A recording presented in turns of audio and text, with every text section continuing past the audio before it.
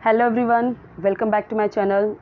आज हम देखने वाले हैं एक और स्टोरी के थ्रू हम इंग्लिश सीखने की कोशिश कर रहे हैं। जिन लोगों की रीडिंग सही नहीं है या जो लोग अपनी रीडिंग अच्छी करना चाहते हैं या जो बिल्कुल भी कह सकते हैं कि जो ज़ीरो लेवल से स्टार्ट करना चाहते हैं इंग्लिश सीखना, पढ़ना, समझना, उनके लिए ये वीडियो है, बहुत इम्पॉर्टेंट है। ठीक है, अगर मैं आपको बोलूँ तो ये मैं आपको गारंटी दे सकती हूँ कि अगर आप रोज़ डेली एक एक स्टोरी या दो स्टोरी अगर आप देखोगे और उसके जो टफ वर्ड्स हैं उसको लर्न करोगे, नोट डाउन करोगे, सो आप बहुत ही जल्द इंग्लिश समझने लगोगे, सीख जाओगे और धीरे धीरे करके प्रैक्टिस के थ्रू बोलने लगोगे। बोलने के लिए तो आपको प्रैक्टिस चाहिए।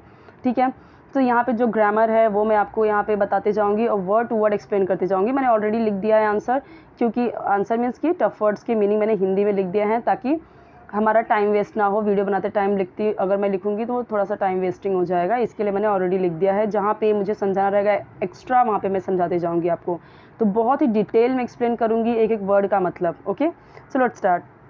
और सबसे इम्पॉर्टेंट बात, आपको वीडियो मैक्सिमम रेजोल्यूशन पे देखना है ताकि वीडियो आपको क्लियर दिखे, ब्लर ना दिखे। चलिए स्टार्ट करते हैं। Hare and the tortoise. Tortoise, इसको हम टॉर्टॉइज ऐसे नहीं बोलते, टॉर्टर्स। ओके, हेयर हेयर ऐसे नहीं बोलना है आपको। तो यही चीज़ आपको ध्यान देना है। प्रोनाउंसिएशन बहुत ज़रूरी है, हम किस वर्ड को कैसे प्रोनाउंस कर रहे हैं, that is very important. Okay, so hare and the tortoise, खरगोश और कछुआ। बहुत बार आपने सुनी होगी, लेकिन यहाँ पे हमारा मोटिव स्टोरी सुनना नहीं है बल्कि उसके थ्रू इंग्लिश को समझना है।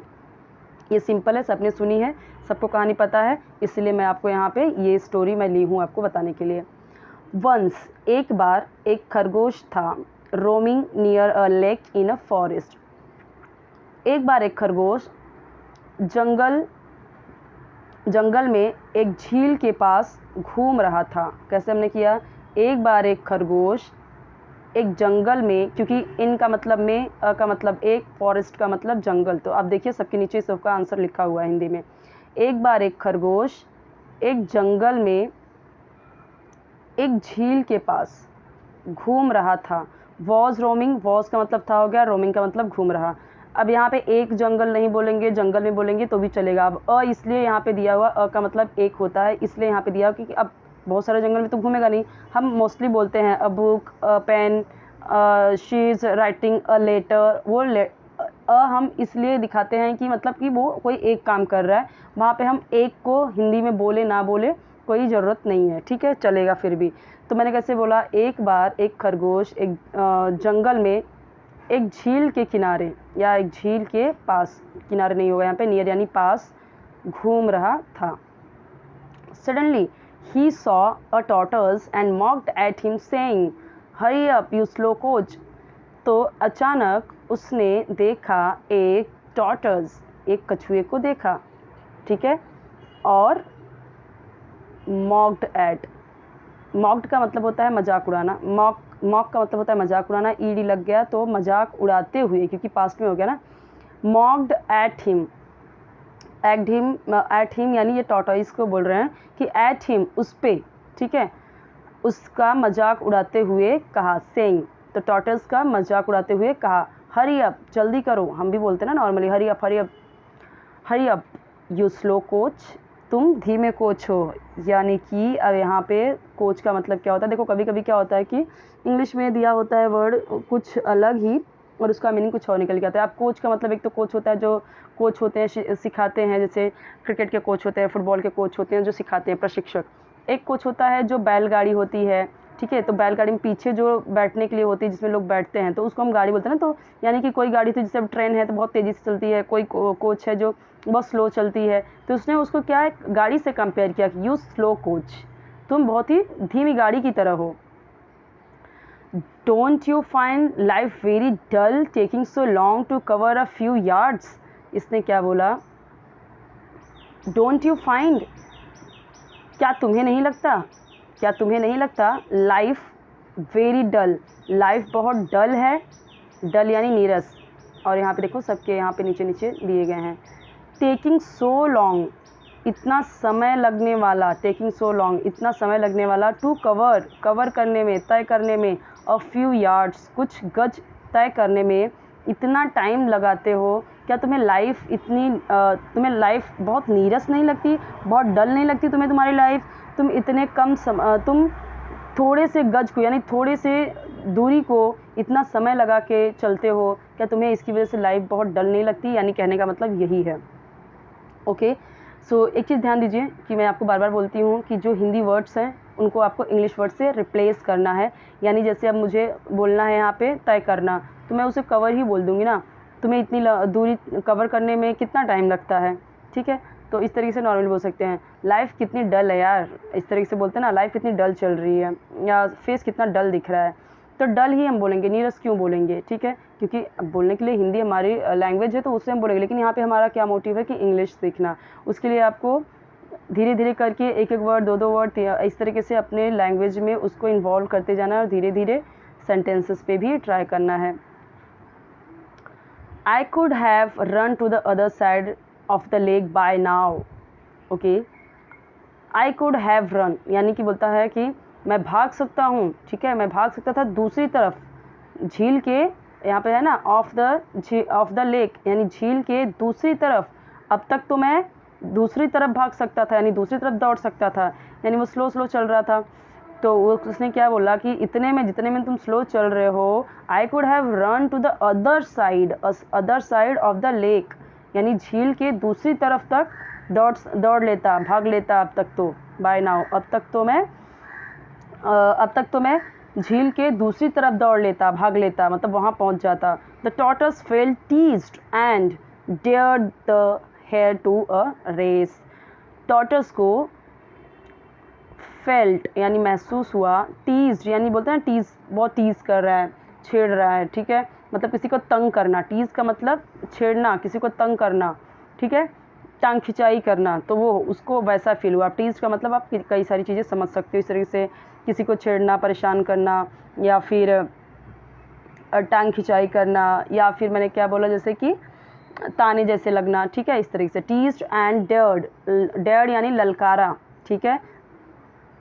द हेयर खरगोश को अ रेस दौड़ के लिए, मतलब उसने क्या किया, टॉर्टोइस को छेड़ा हुआ सा महसूस हुआ, यानी कि उसको उसकी टांग खिंचाई महसूस हुई और उसने खरगोश को रेस के लिए ललकारा, ठीक है? The race was to be through the wood to a fixed गोल।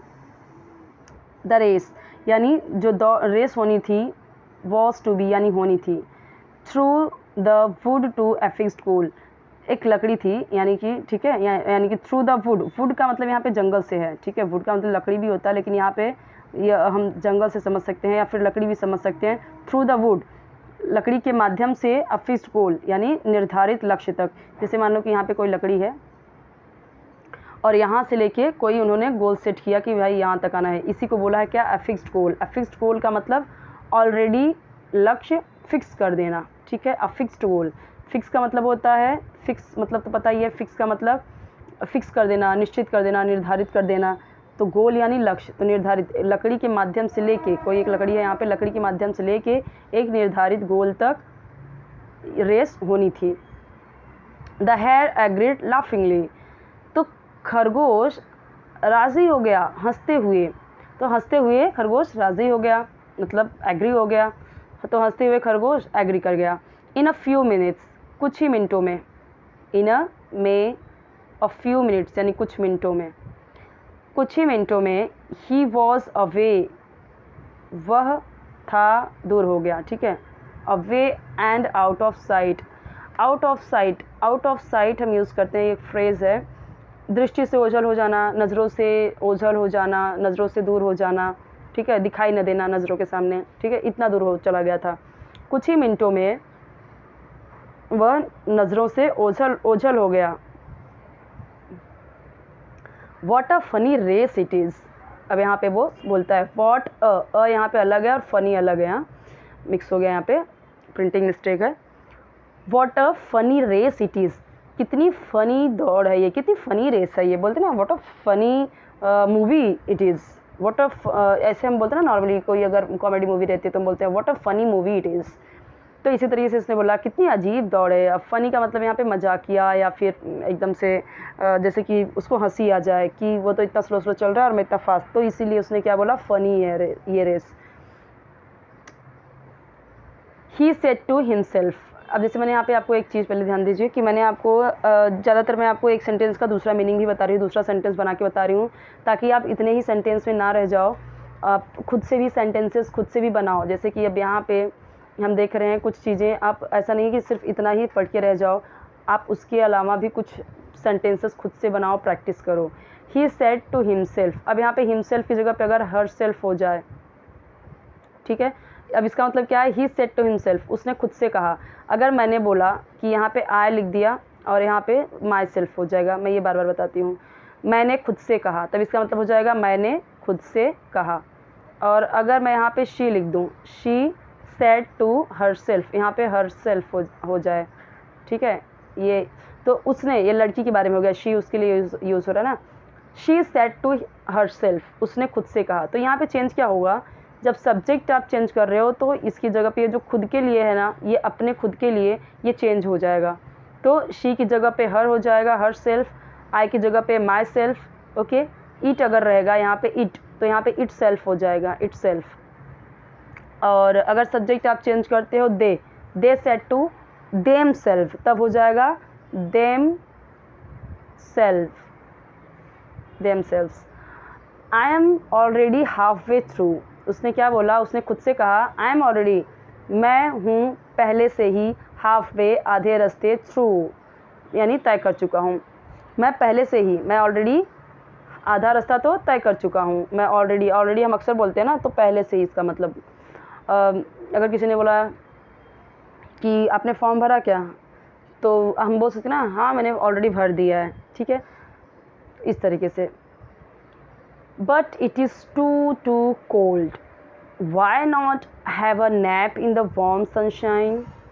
तो अब देखो यहाँ पे बोला उसने कि मैं तो आधा रास्ता तय ही कर चुका हूँ, लेकिन बहुत बहुत ज़्यादा ठंड है, टू कोल्ड यानी कि बहुत ज़्यादा ठंड है, लेकिन इट इज़ है टू यानी ज़्यादा, बहुत ज़्यादा, कोल्ड ठंडी है। वाई नॉट क्यों नहीं, जैसे बोलते हैं कि क्या आप बर्थडे पार्टी में आओगे, तो बोलते वाई नॉट, क्यों नहीं। तो इसी तरह से यहाँ पे बोला गया है why not have a nap, कि एक झपकी ले ली जाए, इन द वार्म सनशाइन, गर्म धूप में, यानी मस्त गर्म धूप है, खिली हुई है, क्यों ना एक झपकी ले ली जाए। उसने सोचा थोड़ा सा नैप यानी झपकी लेना, सो जाना थोड़ा सा। The tortoise walked steadily on and on, लेकिन जो टॉर्टर्स था वॉक्ड स्टेडली का मतलब कि निरंतर, लगातार, कंटिन्यूसली चलता गया, ऑन एंड ऑन यानी चलता रहा। इन अ शॉर्ट टाइम, थोड़ी ही देर में, ये एक फ्रेजेस है, ये याद रख लीजिए, बार बार हम भी बोलते हैं ये चीज़ें। इन अ शॉर्ट टाइम, थोड़े ही समय में, थोड़ी ही देर में, इस तरह से हम यूज़ करते हैं। इन अ शॉर्ट टाइम, थोड़े ही समय में, थोड़ी ही देर में, इस तरह से यूज़ करते हैं पूरा, यहाँ से लेके यहाँ तक। He passed by the sleeping hare, he passed वह गुजरा, बाय द स्लीपिंग के पास से, सोते हुए खरगोश, ठीक है, तो थोड़ी ही देर में वो सोते हुए खरगोश के पास से गुजरा। कौन, tortoise. The hare slept for longer than he had intended, hare सोया, फॉर लॉन्गर लंबे समय तक, देन ही हैड इंटेंडेड जितना उसने सोचा था, जितना उसने इरादा किया था, उससे ज़्यादा वो सोया, ठीक है, इंटेंडेड यानी सोचा या इरादा, ठीक है, जैसा उसका इरादा था उससे ज़्यादा ही सो गया। ही द हेयर स्लेप्ट, खरगोश सोया, फार लॉन्गर ज़्यादा समय तक, लंबे समय तक, देन जितना उसने इरादा किया था, जितना सोचा था, तो जितना उसने इरादा किया था, जितना सोचा था, उससे ज़्यादा ही सोया। When he woke up at last, when he woke up, जब वो उठा, जब वो जगा, ये वेकअप का, वेकअप यानी होता है जगना, और वोकअप इसका पास्ट टेंस है, ठीक है, यानी पास्ट में है। जब वो उठा या जब वो जगा, मैंने दोनों का मीनिंग लिखा है, यहाँ पे भी, ठीक है। सो यहाँ पे जैसे, हाँ, तो यहाँ पे देखो, जैसे ये चलता गया, चलता रहा, दोनों ही बोल सकते हैं हम। जब वह उठा, एट लास्ट, आखिर में या अंत में, दोनों का मीनिंग लिखा है मैंने, आखिर में या अंत में, दोनों ही बोल सकते हैं। आखिर में he looked around, he looked around, उसने चारों ओर देखा। In surprise and said to himself, surprise में यानी आश्चर्य में उसने कहा अपने आप से, नॉट इवन अ साई of the poor tortoise anywhere so far, not even, अब तक, आह बेचारे कछुए की कहीं भी दूर तक नहीं सुनाई दे रही है। कहने का मतलब ये है, अब तक तो बेचारे कछुए की कहीं भी दूर तक कहीं भी उसकी आह भी नहीं सुनाई दे रही, यानी कि चलते चलते इतना दूर से चल रहा है, उसकी सांस भी नहीं सुनाई दे रही है दूर दूर तक, ठीक है। नॉट इवन अ साय, यानी कि उसकी आह तक, यानी उसकी आवाज़ तक, उसकी सांस तक, बेचारे किसकी बात कर रहा है, बेचारे कछुए की सांस तक या आह तक भी दूर दूर तक कहीं भी सुनाई नहीं दे रही है। I had better trot along and finish the race, तो यहाँ पे क्या बोला, आई हैड बेटर ट्रॉट, तो बेटर होगा, यही बेहतर होगा, ट्रॉट अलॉन्ग यानी साथ साथ दौड़ता रहूँ, ट्रॉट अलॉन्ग का मतलब साथ साथ में दौड़ता रहूँ, और फिनिश करूँ रेस को, तो बेहतर यही होगा कि मैं ट्रॉट अलॉन्ग यानी दौड़ता रहूँ, कंटिन्यूसली दौड़ता रहूँ और रेस को पूरी करूँ, रेस यानी दौड़ पूरी करूँ, फिनिश यानी पूरी करूँ। The hare ran to the goal, खरगोश लक्ष्य की ओर भागा। Hare ran to the goal, यहाँ पे रैन टू द आया ना, तो इसीलिए यहाँ पे और आ गया, ठीक है। रैन टू द गोल, वो लक्ष्य की तरफ भागा, यानी जहाँ पे फाइनल होना था। ही वॉज अमेज्ड, वह चकित रह गया। ही वॉज अमेज्ड, जैसे मैं भी बोल सकती ना, आई was amazed, I am amazed, मैं जैसे किसी बच्चे ने बहुत अच्छा काम किया, बहुत अच्छा ड्राइंग की, तो हम बोल सकते ना आई एम अमेज्ड, ओके। तो इस तरीके से आप बहुत अच्छा स्पीच दिया।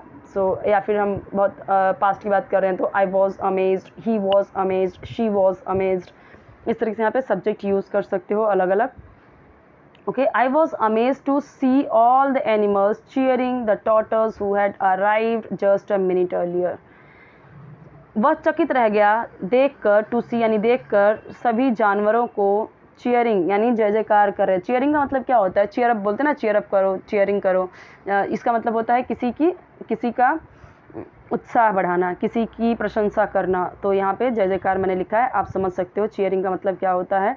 किसी की जैसे कोई जीत गया, या हम देखते हैं ना कि चीयर अप करते हैं, उसके लिए खुशी करते हैं उसके, जैसे आपने देखा होगा क्रिकेट में, तो कोई जो अलग अलग टीम के लिए जो लोग होते हैं वो अपना चीयर अप करते रहते हैं अपने अपने प्लेयर्स के लिए। जैसे हम देखते हैं ना, धोनी इस तरह चिल्लाते हैं, विराट चिल्लाते हैं, तो वो क्या कर रहे हैं, वो चीयर अप कर रहे हैं, चीयरिंग कर रहे हैं, ठीक है, उसी को बोलते हैं। तो यहाँ पे एक चीज़ ध्यान दीजिए कि हर इंग्लिश वर्ड का हिंदी समझना ज़रूरी नहीं है, बस हमें माइंड में वो चीज़ समझ में आ जानी चाहिए, क्योंकि हम हर एक वर्ड का हिंदी ऐसे याद करते जाएंगे समझने के लिए, जब तक नहीं आ रहा तो समझने के लिए अच्छा है, लेकिन जब कोई चीज़ हमें समझ में आ गई तो हमको उसका हिंदी समझने की, याद करने की ज़रूरत नहीं है। तो बस आप ऐसे ही समझ लीजिए कि सारे जानवर चीयर कर रहे थे टॉर्टोइस का, हु हैड अराइव्ड, जो कि पहुँच चुका था, हु हैड पास्ट हो गया ना, तो पहुँच चुका था, अराइव्ड यानी, अब देखो ये अराइव थर्ड फॉर्म है, हैड यूज़ हुआ है इसलिए ये थर्ड फॉर्म है, ये पास्ट परफेक्ट टेंस है। हु हैड, जो चुका था, जो पहुंच चुका था, just a minute, just 1 minute पहले, ठीक है, अर्लियर यानी पहले, जस्ट 1 मिनट पहले पहुंच चुका था। सो वह सभी जानवरों को चीयरिंग करते हुए देखकर अमेज रह गया, सरप्राइज रह गया, ठीक है, जो कछुए की जय जयकार कर रहे थे, जो कि 1 मिनट पहले पहुंच चुका था। How ashamed he felt indeed, how ashamed, कितनी, हाउ हम यूज़ करते हैं ना जब हम कुछ इस तरीके से बोलते हैं, हाउ अशेम्ड, तो कितनी शर्मिंदगी उसे महसूस हुई, सचमुच, तो सचमुच ऐसे हम बोलेंगे, सचमुच उसे कितनी शर्मिंदगी महसूस हुई। अब इंग्लिश में हम बोलेंगे तो ऐसे ही, how ashamed he felt indeed, how ashamed she felt indeed, how ashamed I felt indeed, ठीक है। अब ही की जगह पे मैंने शी लगा दिया, आई लगा दिया, दे लगा दिया, तो चेंज हो जाता है थोड़ा। शी कोई लड़की के लिए हो गया, दे तो अगर 2 लोग हैं या कई सारे लोग हैं तो उनके लिए यूज़ हो गया, आई तो अपने लिए यूज़ हो गया, खुद के लिए, ओके। सो और इंडीड का मतलब होता है सच में, सचमुच, इस तरीके से। अशेम्ड यानी शर्मिंदगी, शर्म आना, ही मतलब उसे, फेल्ट यानी महसूस हुआ, आपको पता ही है फील होता है आपका महसूस होना, महसूस करना, और उसका सेकेंड फॉर्म होता है फेल्ट और थर्ड फॉर्म भी होता है फेल्ट। तो क्योंकि ये पास्ट इंडिफिनिट है इसीलिए फेल्ट यूज़ हुआ है ना। मोरल क्या निकलता है उससे हम ये भी देख लेते हैं। Slow and steady wins the race, धीमी और स्थिर जीतती है रेस, यानी कि धीरे भले ही है लेकिन जो निरंतर है, लगातार है, वही रेस जीतता है। तो सिंपल सी बात है ना। सो यहाँ पे देखिए एक चीज़ मैं आपको बता दूँ, इम्पॉर्टेंट है आपके लिए कि 2 प्लेलिस्ट मैंने बनाया हुआ है, तो आप ज़रूर उसमें चेक कीजिए। एक है आपका इंग्लिश स्पीकिंग कोर्स और एक है आपका इंग्लिश स्टोरीज़। तो दोनों ही इंग्लिश स्टोरीज़ में आपको ऐसे ही स्टोरीज़ मिलेंगे, और जो इंग्लिश स्पीकिंग कोर्स का है ना प्लेलिस्ट, उसमें आपको सिचुएशनल लाइक कंडीशनल, जैसे कि आप अलग अलग प्लेस पे हो तो आपको कैसे इंग्लिश बोलना है, तो उस पर है ही वो बहुत सारी वीडियोस। ओके, जैसे कि आप अगर बैंक में गए हो तो अगर आपको अकाउंट ओपन करवाना है, मार्केट में गए हो आपको सामान लेना है, या फिर आप स्कूल में हो या फिर इंटरव्यू देने गए हो, ठीक है, सेल्फ इंट्रोडक्शन वगैरह सारी चीज़ें अपलोडेड हैं, तो आप ज़रूर चेक कीजिए।